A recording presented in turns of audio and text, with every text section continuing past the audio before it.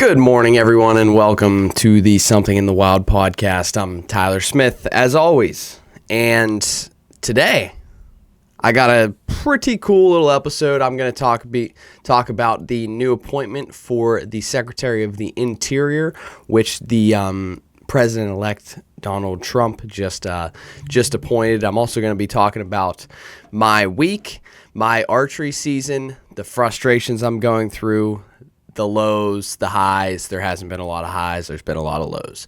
So we'll get right into that here right now. But first, I want to talk about my weekend. And I guess I should even push it back a little bit more to my week in general.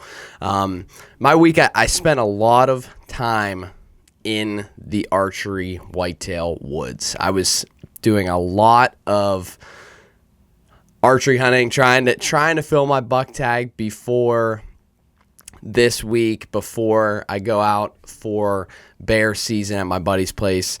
Really just trying to get that out of the way because I've been spending a lot of time in the woods and want to get into other areas of hunting that I am very, very passionate about. Unfortunately, was not able to make it happen. I think I went out Wednesday, Thursday, Friday, and Saturday. Didn't see any bucks within range. I saw a couple bucks running around me and stuff, and I actually saw this little tiny, it's probably like a 6-point or so, but you need 3 points up on one side, not including the brow tine. So, and it was like barely not legal.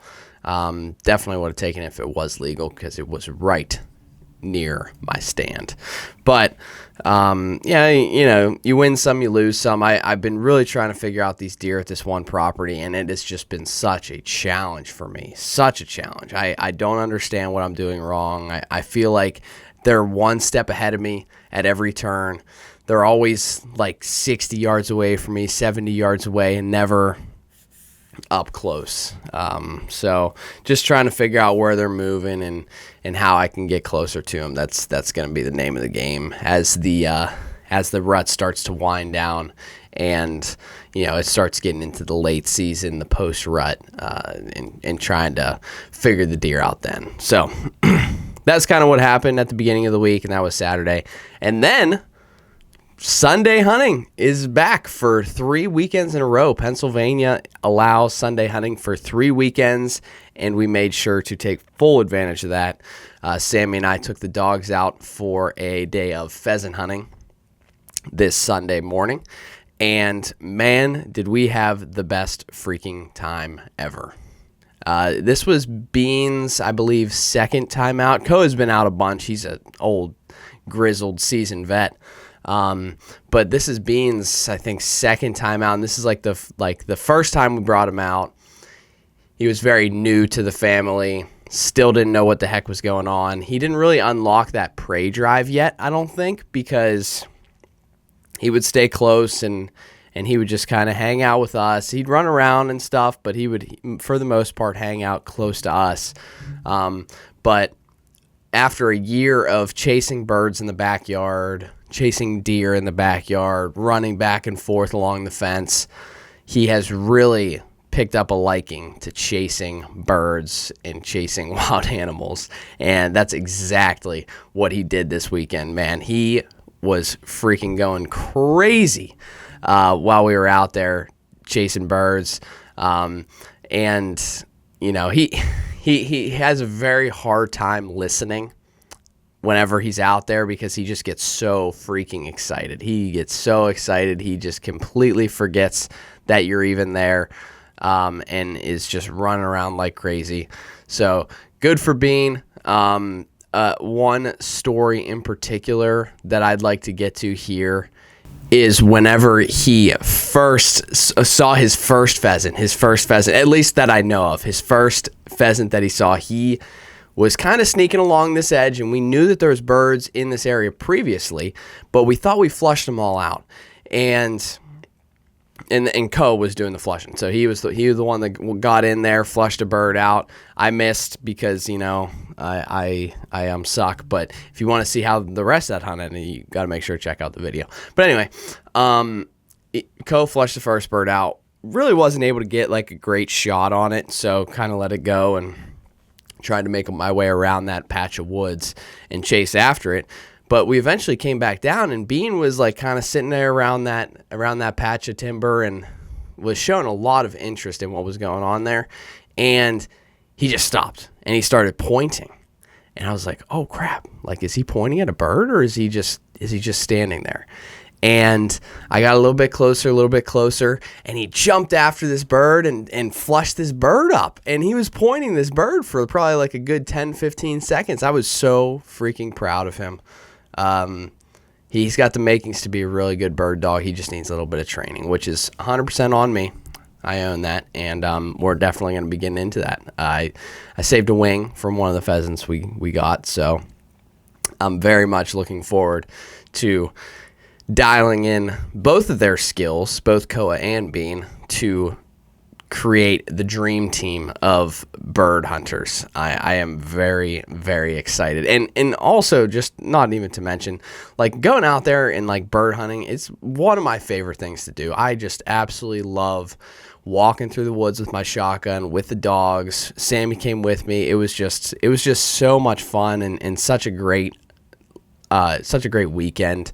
And I'm so glad that I went bird hunting instead of deer hunting, because I probably would have just been even more frustrated with deer hunting than I was Saturday night. So taking a little bit of a break from deer hunting and going and doing something that you really, really like to do is always important.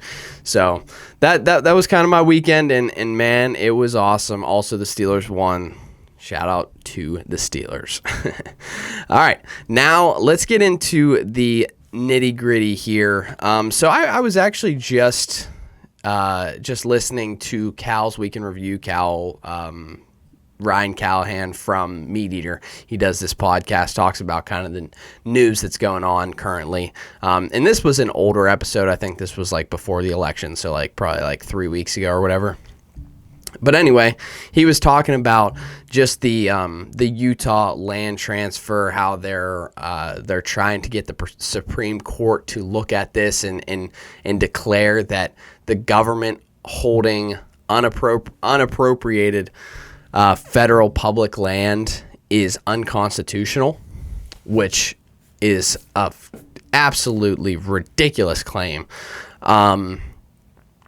They're basically saying that these lands have no use, when in reality, they're being used by everyone, literally everyone. You know, cattle grazing. You got energy production. You have shooting ranges. You have hunting opportunities. You have fishing opportunities. Excuse me. You have all of this stuff that these public lands need to be used for, yet Utah is claiming that there is no use for them, which is absolutely crazy. But anyway, I was listening to this, and Alaska and Idaho and Wyoming have all claimed that they support this kind of land transfer initiative by Utah. They support Utah's governor in this lawsuit.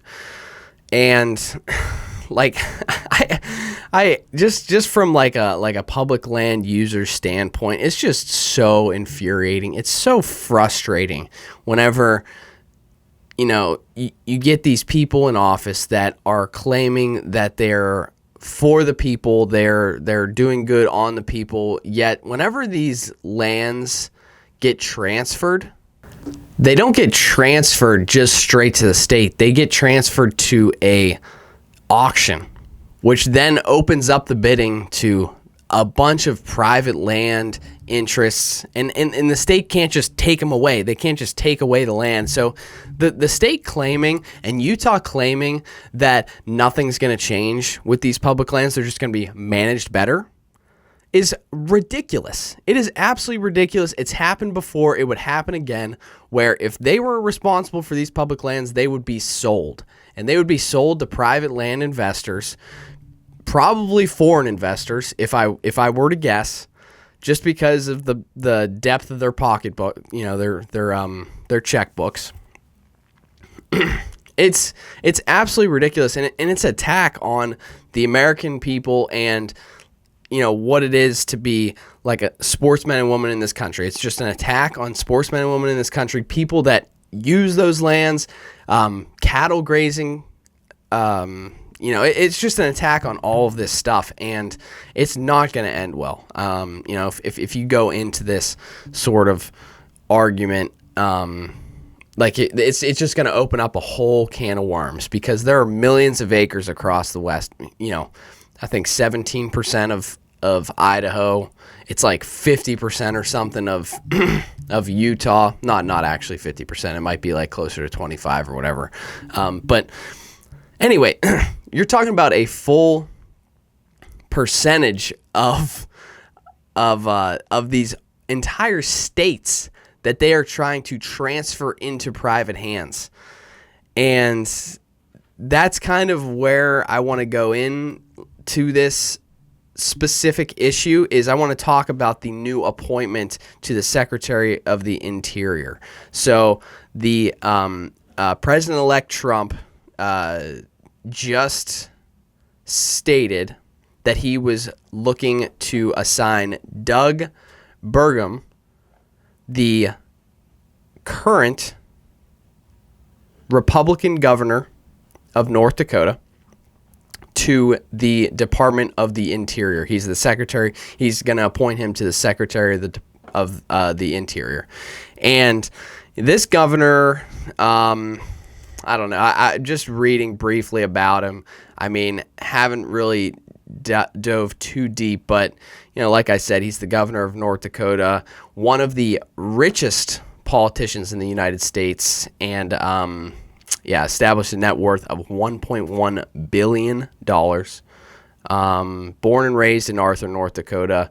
He basically, what happened was he inherited farmland in 1983 and invested in a software company, which made him very, very wealthy.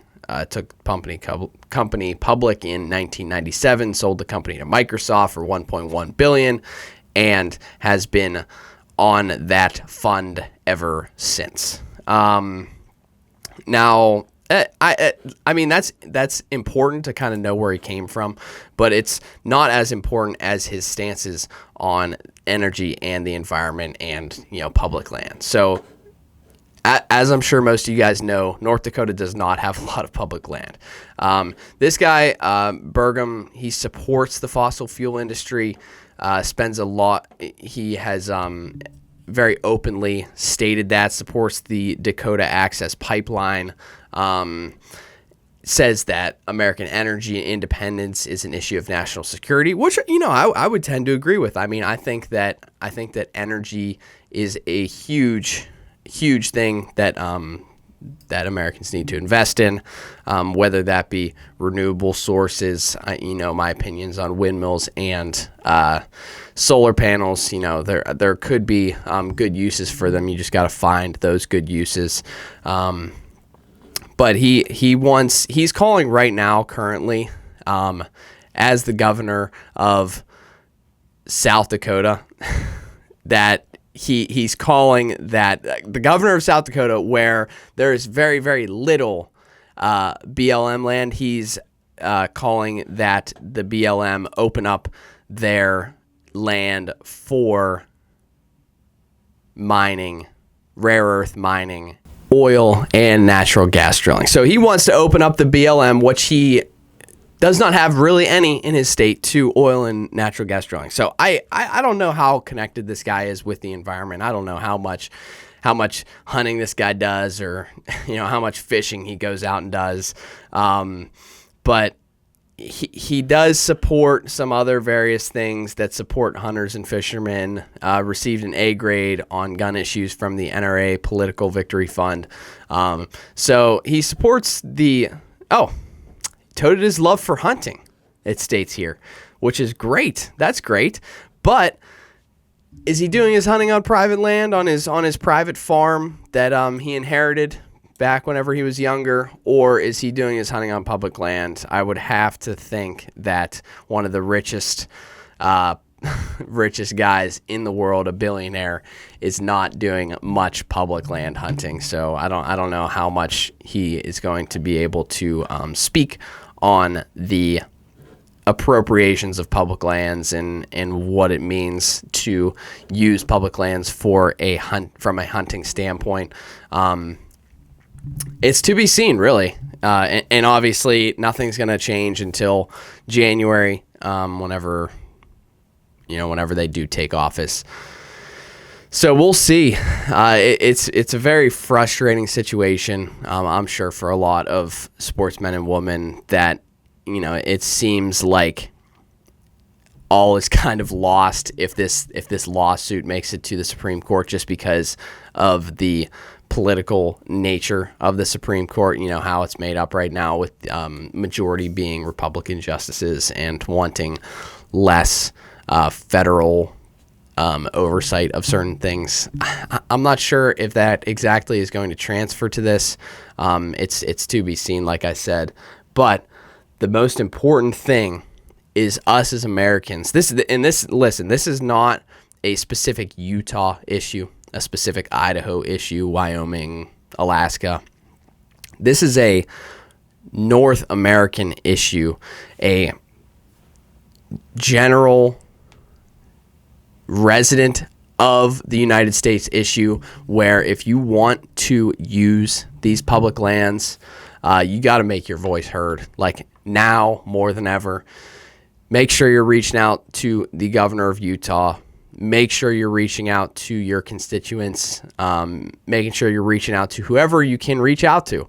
I will post again, Backcountry Hunters and Anglers. They have a list of contact information for all of the people, all of the stakeholders involved in this decision to take this to the Supreme Court.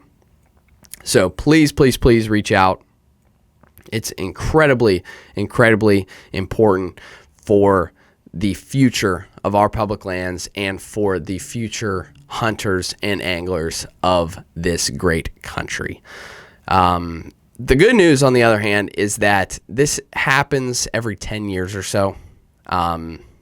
People, it's always going to come back up. It's always going to come back up. People get mad that the federal government owns so much land, and it's a very selfish thing for them to be mad about. Yet people still get mad about it, that the federal government owns this land. You guys own this land. The general public owns this land. The federal government just manages it for multiple use. So that means that they are taking everyone's voice into consideration, not just one specific entity. For example, the oil and gas industry, or the grazing industry, or hunters, or fishermen. It's not one specific entity, it's all of them combined. So we need to make sure that we keep public lands in public hands. We need to make sure that it is appropriated properly so that everyone can benefit from it, and not just the government, the state government, or one particular person or some investment firm.